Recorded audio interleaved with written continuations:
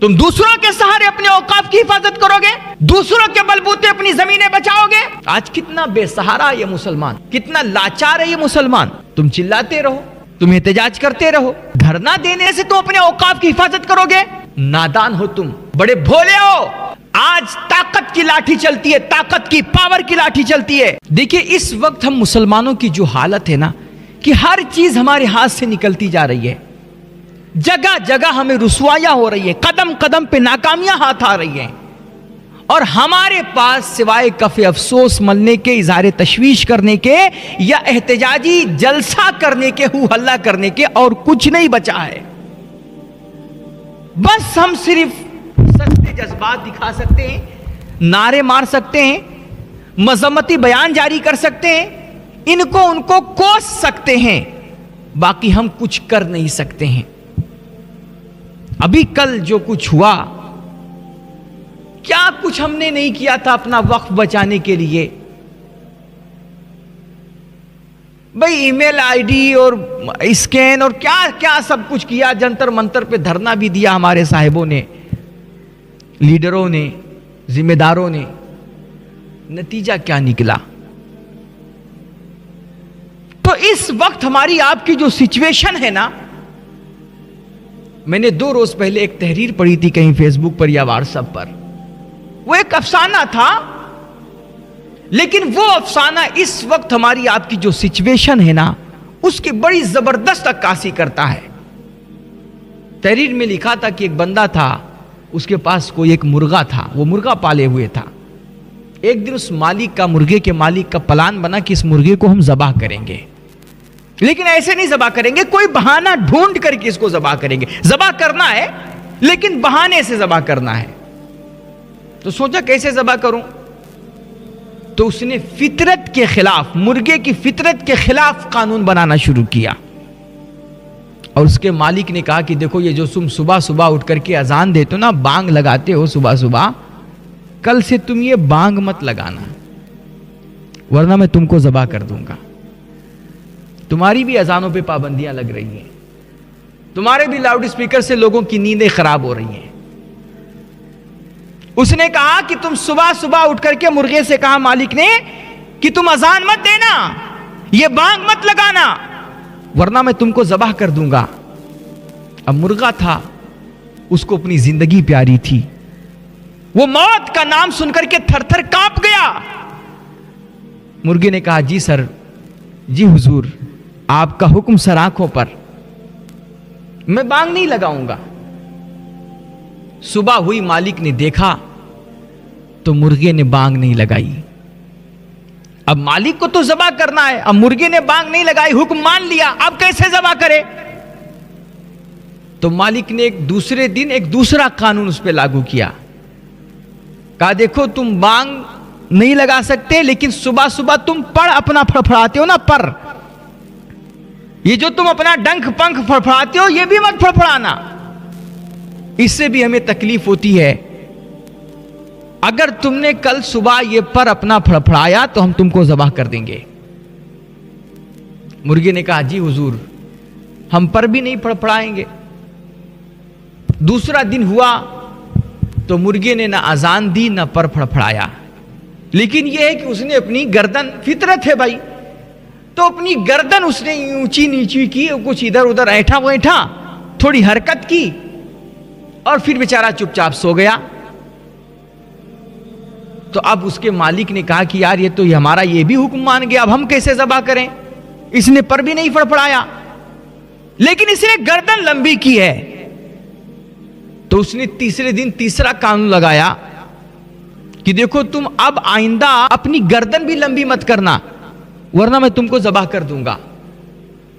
مرغے نے کہا جی حضور, ہم گردن بھی لمبی نہیں کریں گے, چونکہ ہمیں اپنی زندگی پیاری ہے, موت سے خوف آتا ہے, تو اس لیے اب ہم گردن بھی لمبی نہیں کریں گے. جیسا آپ کہو گے ویسا ہم رہیں گے, ویسے اپنی زندگی گزاریں گے, بس میری زندگی بخشی جائے, مجھے زندہ رہنے دیا جائے. مالک نے کہا کل سے تم اپنی گردن لمبی مت کرنا. مرغے نے یہ تیسرا حکم بھی مان لیا, اور اب یہ مرغا حکم آرڈر مانتے مانتے اپنے مالک کا نا بالکل مرغی بن گیا, اور خاموش صبح جب ہوتی تو یہ چپ چاپ مرغی بن کر کے بیٹھا رہا. اب اس کے مالک کو تو اس کو ذبح کرنا ہے, یہ تو بہانہ ڈھونڈ رہا تھا, اس لیے پہلے اس نے اذان پہ پابندی لگائی. مرغے نے جب یہ پہلا حکم مانا تو اس نے دوسرا حکم لگایا کہ بھئی تم اپنا پر بھی نہیں پھڑپڑا سکتے, وہ بھی مان لیا. اس نے تیسرا آرڈر جاری کیا کہ تم اپنی گردن بھی لمبی نہیں کر سکتے. جب مرغا وہ بھی مان لیا نا تو اب اس کو مارنے کا کوئی طریقہ سمجھ میں نہیں آ رہا تھا, تو اس نے ایک اور چال چلی. چونکہ مارنا تھا نا, اس لیے اس نے کہا کہ دیکھو اب تمہیں کل سے انڈا بھی دینا پڑے گا. مرغے سے کہا کہ تمہیں انڈا دینا پڑے گا. اب بھائی مرغا کیسے انڈا دے گا, یہ تو ناممکن چیز ہے نا, فطرت کے خلاف ہے. لیکن چونکہ مالک کو مرغے کو ذبح کرنا ہے, اس لیے وہ یہ نہیں دیکھ رہا ہے کہ مرغے کے مزاج کے مطابق کیا ہے, فطرت کے مطابق کیا چیزیں ہیں, اس کو اس سے مطلب نہیں ہے. بس اس نے یہ قانون تھوپ دیا اس پر کہ کل سے تمہیں انڈا دینا ہے.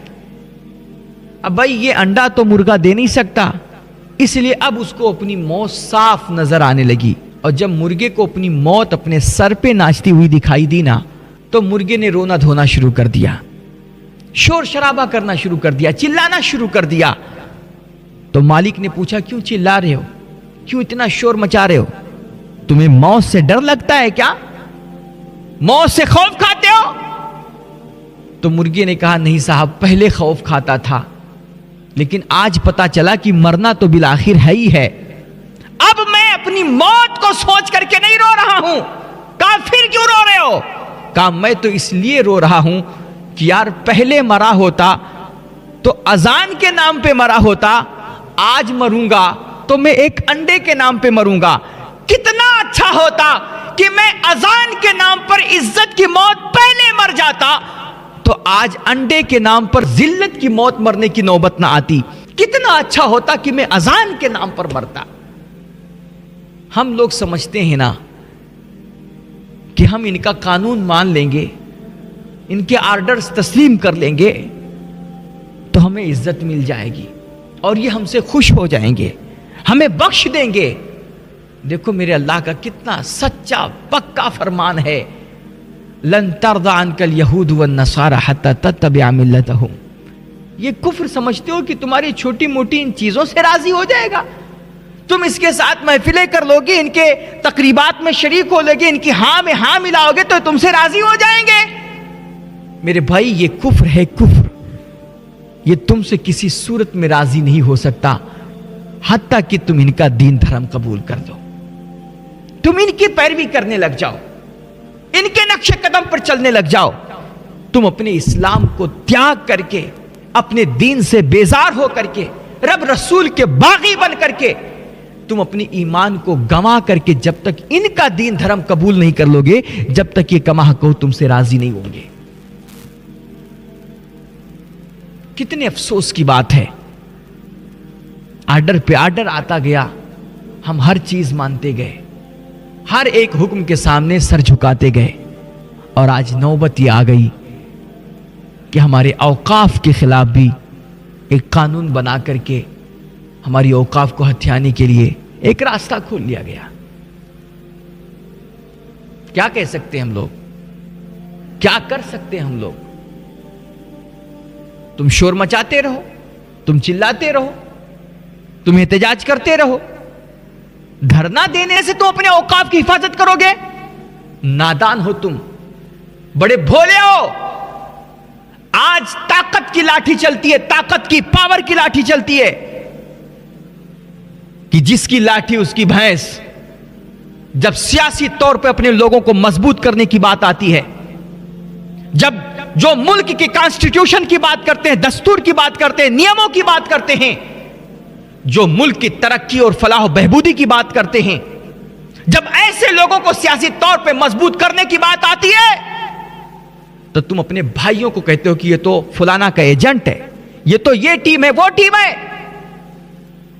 اور جن کے ساتھ تم رمضان میں بیٹھ کر کے افطار پارٹی منا رہے تھے, جو برکاتی ٹوپیاں پہن پہن کر کے تم کو ٹوپیاں پہنا رہے تھے, اور جو جھوٹ موٹ کی تمہارے کندھے سے کندھا ملا کر کے آ کر تمہارے ساتھ نماز پڑھ رہے تھے نا، جن کو تم اپنا بہت بڑا مسیحا سمجھتے تھے اور جن کے اوپر اعتماد کر کے تم بڑے بغلے بجا رہے تھے کہ یہ تو ہمارا بندہ ہے، یہ تو سیکولر بندہ ہے، یہ ہمارے اوقاف کو جانے نہیں دے گا، آج دیکھو کیسے ان لوگوں نے تمہیں ٹھینگا دکھا دیا اور تمہارے ساتھ غداری کر گئے۔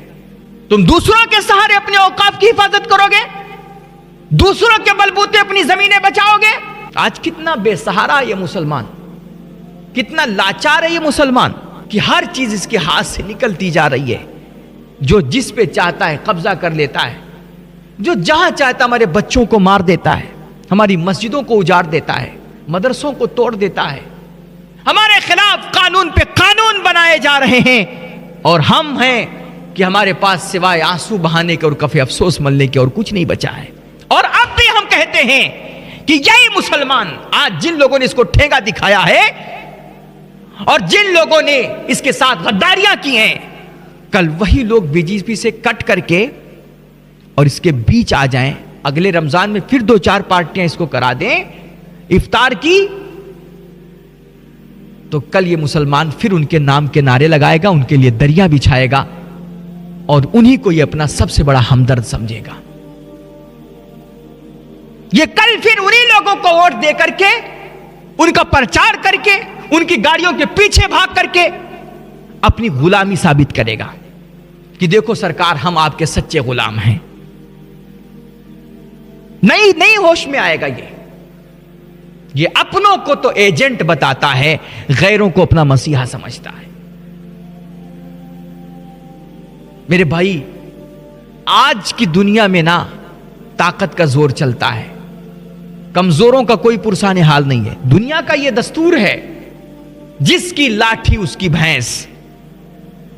اگر تمہیں اپنی جان مال کی حفاظت کرنی ہے، اپنی اوقاف کی حفاظت کرنی ہے، مسجد مدرسوں کو بچانا ہے اور عزت کی زندگی جینا ہے نا، تو آپ اپنوں کو مضبوط کرو، اپنے لوگوں کو M L A M P بناؤ، قوم کے جو وفادار ہیں، ملک کے جو سچے ناگرک ہیں، وہ کسی بھی ذات پات دھرم کے ہوں، اگر وہ انسانیت کا بھلا سوچتے ہیں، کانسٹیٹیوشن کی بات کرتے ہیں، ملک کے دستور اور قانون کی بات کرتے ہیں، ایسے لوگوں کو آپ سپورٹ کریں اور ملک کو ان دھارمک لڑائیوں سے نکال کر کے، ان نفرتوں سے نکال کر کے آپ ملک کو ترقی کی راہ پر لے کر کے چلیں۔ ورنہ بی جے پی کے ہرانے کے چکر میں نا، بی جے پی کو تو آپ نہیں ہرا سکے، لیکن آپ خود بہت کچھ ہار چکے ہیں۔ بی جے پی کو ہرانا ہماری کوئی ذمہ داری نہیں ہے۔ کیوں ہم بی جے پی کو ہرائیں گے؟ ٹھیک ہے، وہ اپنا جو کچھ اس کو کرنا ہے، اس کا اپنا ایک دستور ہے، اپنا منشور ہے، بھائی اپنے منشور کے لحاظ سے وہ اپنا کام کر رہی ہے۔ آپ کو کیا کرنا ہے، آپ اس کے بارے میں سوچئے۔ آپ کو عزت کیسے کمانی ہے، اپنی قوم کو کیسے مضبوط کرنا ہے اور اپنے ملک کو کیسے آگے بڑھانا ہے، یہ آپ کو سوچنا ہے اور اس لحاظ سے آپ کو قدم اٹھانا پڑے گا۔ خدا کے واسطے ہوش کے آنکھوں لیجئے، ورنہ پھر میں وہ شعر دہرانا نہیں چاہتا کہ تمہاری داستان تک بھی نہ ہوگی داستانوں میں۔ اللہ ہماری اس قوم کو ہدایت دے، ہماری قوم کو اللہ سوجھ بوجھ نصیب فرمائے، صحیح سمجھ نصیب فرمائے۔ اللہ ہم سب کو، ہم لوگ سچ میں بڑے پاپی لوگ ہیں یار، اللہ جانے یہ کس چیز کی سزا ہمیں مل رہی ہے۔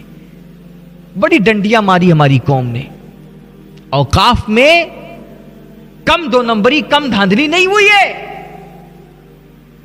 اوقاف کی اتنی بڑی پراپرٹی، اتنی بڑی سمپتی کہ اگر اوقاف کے ذمہ داران چاہ لیتے نا، تو آج ہماری قوم کی بچیاں سڑکوں پہ کھڑے ہو کر کے غیروں کے سامنے ہاتھ نہ پھیلا رہی ہوتی، آج ہماری قوم میں اتنے بھکاری نہ ہوتے، آج ہماری قوم کی بچیاں یہ دنیا کی چمک دمک دیکھ کر کے اپنے دین اور رب رسول سے بیزار نہ ہو رہی ہوتی۔ آج یہ بچیاں غیروں کے ساتھ بھاگ رہی ہے، ارتداد کا شکار ہو رہی ہے، مرتد بن رہی ہے بچیاں۔ کیوں ان کا کوئی پرسان حال نہیں ہے، کوئی ان کی حالت پوچھنے والا نہیں ہے، ان کی ضرورتوں کا کوئی خیال کرنے والا نہیں ہے۔ ہماری قوم کا امیر ہوتا جا رہا ہے اور غریب دن بدن غریب ہوتا جا رہا ہے۔ تو یہ سب جو کچھ ہو رہا ہے، اللہ کا کوئی کام حکمت سے خالی نہیں ہوتا ہے۔ یہ مال کی سزا ہے، یہ جو ڈنڈیاں ماری ہیں، جو بے ایمانیاں کی ہیں، جو حرام خوریاں کی ہیں، یہ آج اسی کی سزا ہے کہ تمہیں تھا اللہ ذلیل کر رہا ہے۔ توبہ کرو اللہ کی بارگاہ میں، آؤ رو گر گراؤ، معافیاں مانگو اللہ کریم سے، اور سوجھ بوجھ کے ساتھ، حکمت عملی کے ساتھ کوئی قدم اٹھاؤ، اپنے آپ کو مضبوط کرو، اپنی قوم کو مضبوط کرو، اپنے سماج کو مضبوط کرو، اور خاص طور پہ سیاسی لوگوں کو، اپنے جو ملک کے قوم کے وفادار لوگ ہیں، سچے ملک کے خیر خواہ ہیں، آپ ایسے لوگوں کو مضبوط کرو۔ اللہ ہم سب کو عمل کی توفیق مرحمت فرمائے۔